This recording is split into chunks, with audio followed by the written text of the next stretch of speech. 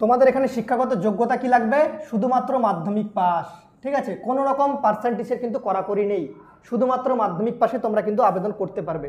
ওকে, আর একটা কথা বলে দিই, তোমাদের উচ্চতা নিয়োগ প্রক্রিয়া কী থাকবে সেটা তো আমরা আলোচনা করব। জয় হিন্দ বন্ধুরা, তোমরা দেখছো তোমাদের প্রিয় ইউটিউব চ্যানেল মা অনলাইন পয়েন্ট। তো আজকে আমরা খুবই ইন্টারেস্টেড টপিকে কথা বলবো।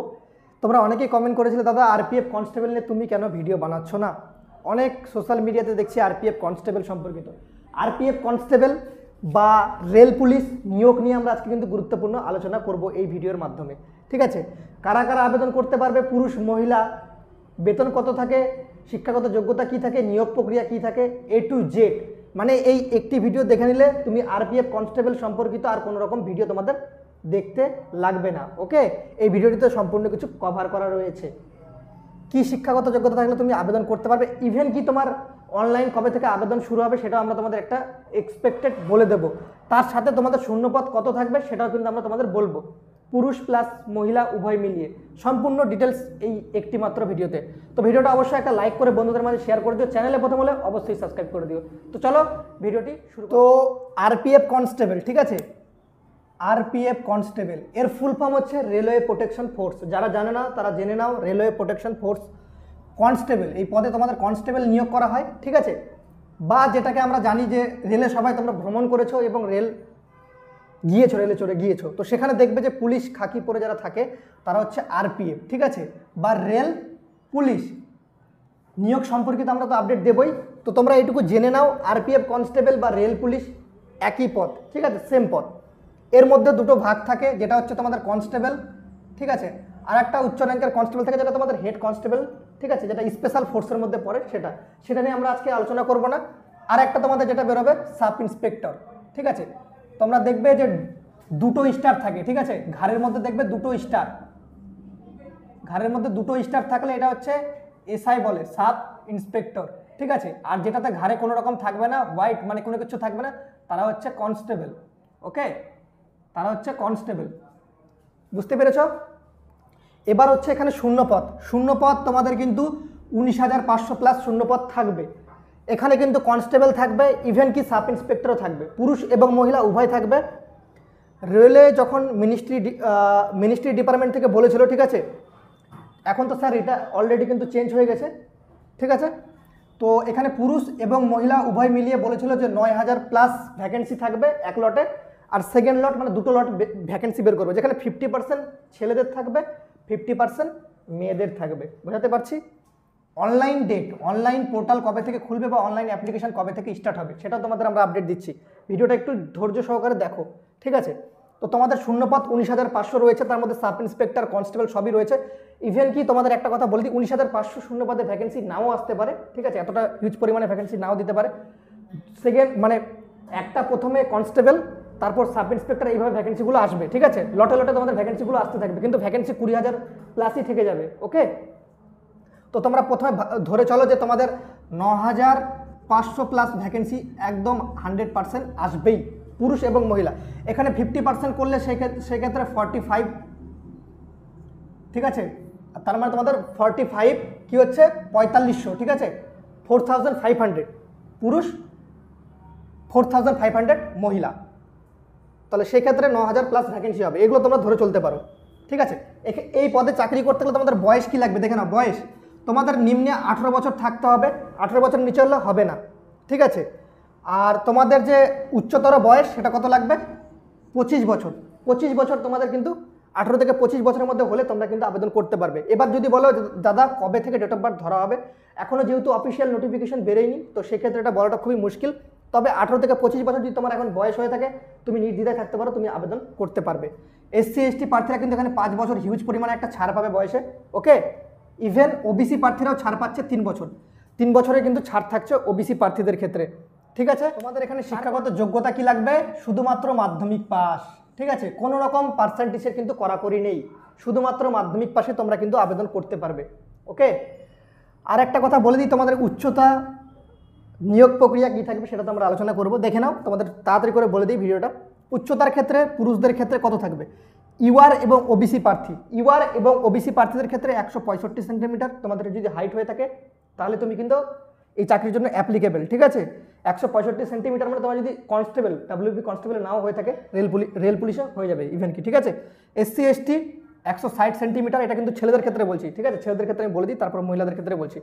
ইউআর ওবিসি ক্ষেত্রে যেটা মহিলারা রয়েছেন, মহিলা প্রার্থী, তাদের ক্ষেত্রে ফিজিক্যাল মেজারমেন্ট টেস্ট, এটাকে বলে পিএমটি, ঠিক আছে। যেটা উচ্চতা যে মাপা হয় বুকের ছাতি, সেটাকে বলে পিএমটি, বাংলা কথায় জেনে নাও ভালো করে। 157 সেন্টিমিটার ইউআর ওবিসি প্রার্থীদের ক্ষেত্রে, মহিলাদের ক্ষেত্রে। এসসি এসটি প্রার্থীদের ক্ষেত্রে 152 সেন্টিমিটার মহিলা প্রার্থীদের ক্ষেত্রে, ঠিক আছে। এবার হচ্ছে বুকের ছাতি, মহিলাদের কোনো রকম বুকের ছাতি মাপা হয় না, সে কারণে লিখে নিই। ছেলেদের মাপা হয় বুকের ছাতি 80 থেকে 85 সেন্টিমিটার, কিন্তু তোমাদের কিন্তু বুকের ছাতি লাগবে, মানে 80 সেন্টিমিটার নর্মালি, ফুলিয়ে 85 সেন্টিমিটার করতে হবে। এসসি এসটি প্রার্থীদের ক্ষেত্রে 76.2 সেন্টিমিটার বুকের ছাতি নর্মাল এবং ফুলিয়ে 81.2 সেন্টিমিটার করতে হবে, ঠিক আছে। দৌড় থাকছে ছেলেদের ক্ষেত্রে 1600 মিটার, 1600 মিটার, এটাকে বলে পিইটি, ঠিক আছে। পিইটি মানে ফিজিক্যাল এফিসিয়েন্সি টেস্ট, যেটা দৌড় থাকে সেটাকে বলে ফিজিক্যাল এফিসিয়েন্সি টেস্ট, ওকে।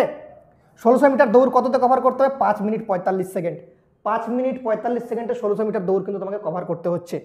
লং জাম্প থাকবে 14 ফিট, 14 ফিটের একটা লং জাম্প থাকবে ছেলেদের ক্ষেত্রে। হাই জাম্প থাকবে কিন্তু 4 ফিটের, ঠিক আছে। এগুলোর ক্ষেত্রে তোমরা কিন্তু 3টে করে কিন্তু চান্স পাবে। লং জাম্প, হাই জাম্পের ক্ষেত্রে 3টে চান্স পাবে, দৌড়ের ক্ষেত্রে কোনো রকম চান্স কিন্তু পাবে না, একটাই চান্স পাবে, বোঝাতে পারছি। মেয়েদের ক্ষেত্রে দৌড় থাকবে 800 মিটার, 800 মিটার কভার করতে হবে, সময় থাকবে 3 মিনিট 40 সেকেন্ড, ঠিক আছে। এটাকে বলে পিইটি, ফিজিক্যাল এফিসিয়েন্সি টেস্ট, যেটা দৌড়ের ভাগ থাকে। লং জাম্প থাকবে মেয়েদের ক্ষেত্রে 9 ফিট, আর হাই জাম্প থাকছে 3 ফিট। এটার ক্ষেত্রে তোমরা কিন্তু 3টা সুযোগ পাবে, লং জাম্প এবং হাই জাম্পের ক্ষেত্রে 3টা সুযোগ পাবে, বাট দৌড়ের ক্ষেত্রে একটাই সুযোগ পাচ্ছ। এখানে বলাই রয়েছে 3 চান্স পাবে, ঠিক আছে। এবার কাট অফ মার্কস ক্ষেত্রে বলি, দেখো কাট অফ মার্কস আর সিলেবাসের ক্ষেত্রে আমি তোমাদের একটা কথাই বলবো। কাট অফ মার্কস সিলেবাস সম্পর্কে যদি তোমরা জানতে চাও, একটা কমেন্ট করতে পারো যে দাদা একটা সিলেবাস এবং কাট অফ মার্কস সম্পর্কে বিগত বছরের ভিডিও করে দিতে, ঠিক আছে। কাট অফ মার্কস অনেক বেশি যায়, তো তোমাকে এখন থেকে পড়াশোনা ভালোভাবে প্রিপারেশন করতে হবে রেল পুলিশের চাকরি করার জন্য, ঠিক আছে। তো এগুলো যদি চাই কাট অফ মার্কস আর সিলেবাসের কমেন্টে তোমরা কমেন্ট করে জানাতে পারো। বেতন তোমাদের কিন্তু হিউজ পরিমাণে থাকবে, 21,700 টাকা থেকে তোমাদের স্টার্টিং বেতন থাকছে 69,100 টাকা পর্যন্ত। এটা কিন্তু সেন্ট্রাল গভর্নমেন্ট জব, ঠিক আছে। প্রায় যদি বেতন যদি স্টার্টিং দেখা যায়, সেক্ষেত্রে তোমাদের পড়ে যাবে প্রায় 27,000 প্লাস তোমাদের কিন্তু বেতন চলে আসবে, ঠিক আছে, ব্যাঙ্ক অ্যাকাউন্টে। এবার দেখো এখানে নিয়োগ প্রক্রিয়া কি থাকে, সব থেকে বড় হচ্ছে নিয়োগ প্রক্রিয়া। নিয়োগ প্রক্রিয়া কি থাকে? প্রথমে থাকে সিবিটি। সিবিটির ফুল ফর্ম যারা জানো না তাদের ক্ষেত্রে বলে দিই, কম্পিউটার বেসড টেস্ট, যেটা এক্সাম হয়, বা সিবিইউ অনেকে বলে থাকে, কম্পিউটার বেসড এক্সাম, ঠিক আছে। কম্পিউটারে বসে পরীক্ষা দিতে হবে।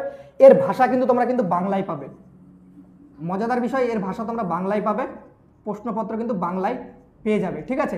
পরীক্ষা কেন্দ্র তোমাদের কিন্তু শিলিগুড়ি হয়, ঠিক আছে, শিলিগুড়ি, তারপর হচ্ছে তোমাদের যে কলকাতা, ওকে, তারপর তোমাদের হচ্ছে কল্যাণী,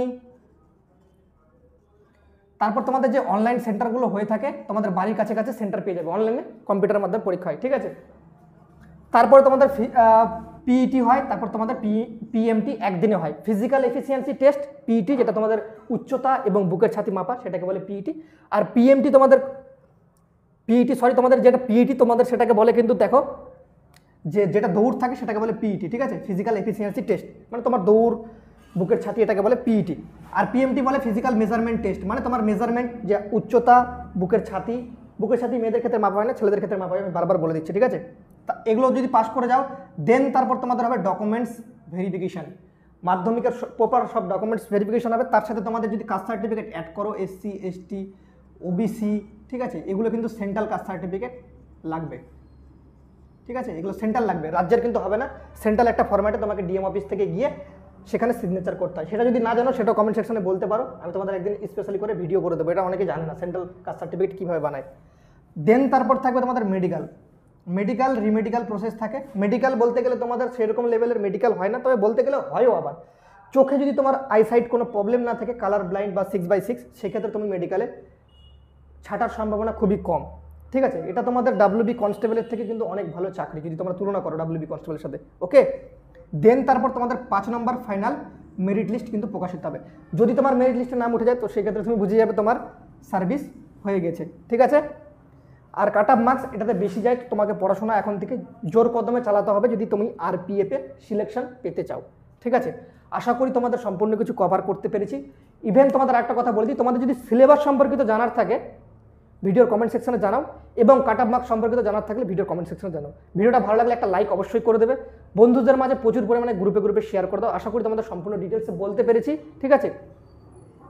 আর চ্যানেলে প্রথম হলে অবশ্যই সাবস্ক্রাইব করে পাশে থাকা বেল আইকনটি ক্লিক করে দিও। জয় হিন্দ, জয় ভারত, বন্দে মাতরম।